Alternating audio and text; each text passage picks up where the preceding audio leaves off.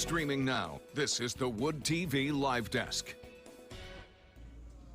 And good morning, everyone. Phil Penarski here with the Wood TV Live Desk. Hope you're having a fantastic start to your Tuesday. Ice skating at Rosa Parks Circle has been a time-honored tradition for many Grand Rapidians for the past couple of years, and it continues this year, thankfully. David Marquardt, the City of Grand Rapids Director of Parks and Recreation, joins us once again on the Live Desk to kind of talk about that tradition and when we can expect to hit the ice later on this year. David, good morning.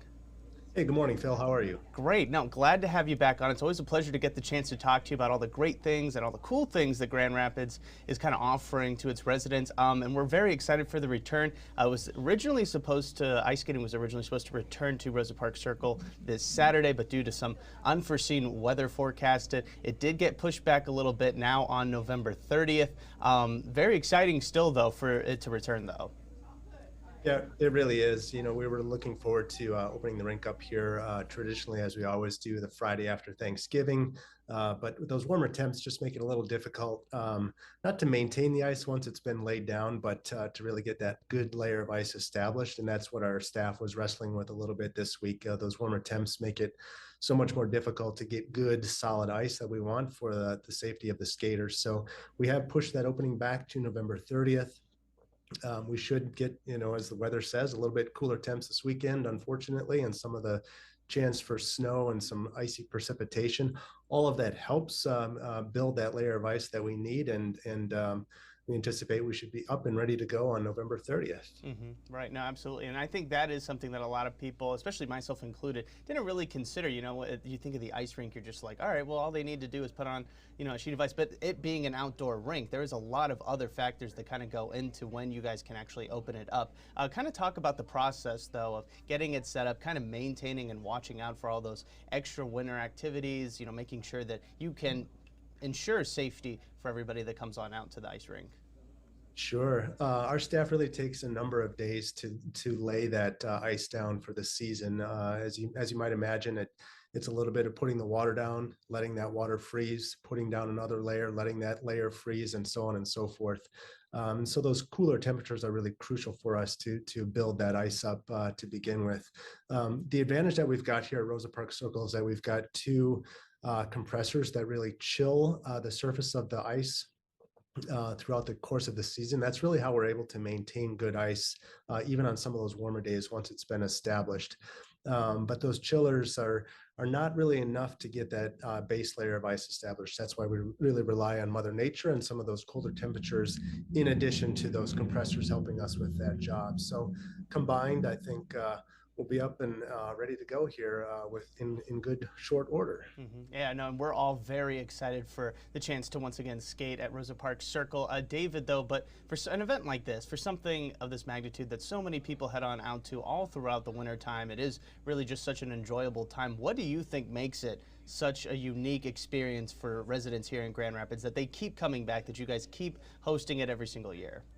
Yeah, I think it's a couple of things. It's funny, in some of our conversations with neighbors and residents in some of our community outreach, we've heard that the exclamation that this is a Dutch community, this is what we do, we like to skate.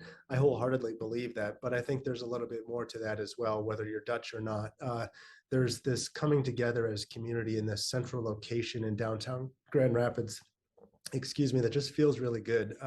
It's that time of year, yes, but it's that coming together in a really basic way, in a very healthy way, physically and mentally.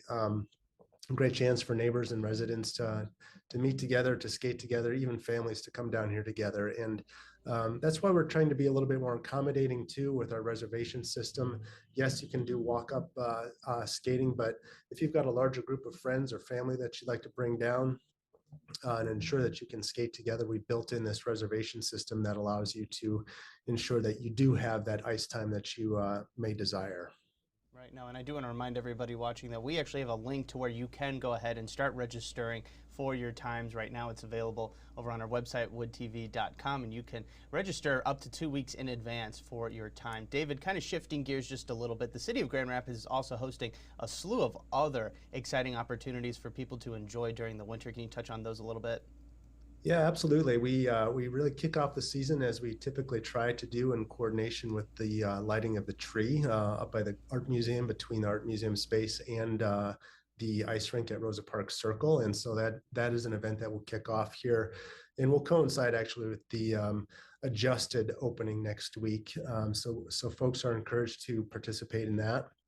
Throughout the course of the season, we've got a really great partnership with our friends down at Downtown Grand Rapids Incorporated. They help us sponsor and put on a number of events that occur on the ice. Historically, one that has been pretty popular is the Hungry Hungry Hippo, where we get folks out on the ice to reenact the board game of Hungry Hungry Hippo, but doing so on ice with the crawl balls that are put out onto the ice as well. So a lot of fun activities like that throughout the course of the season, really to just kind of sprinkle in some fun and new activities in addition to the longstanding tradition of ice skating together on the rink.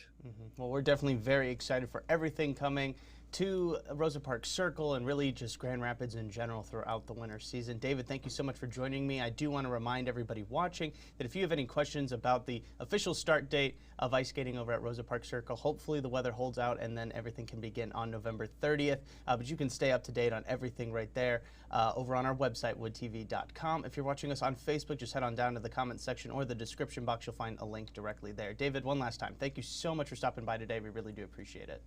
Thank you, Phil. Appreciate the time. Absolutely. And I want to thank everybody else for tuning into this latest edition of the Wood TV Live Desk. I'm Phil Pinarski, and we hope you have a great rest of your day.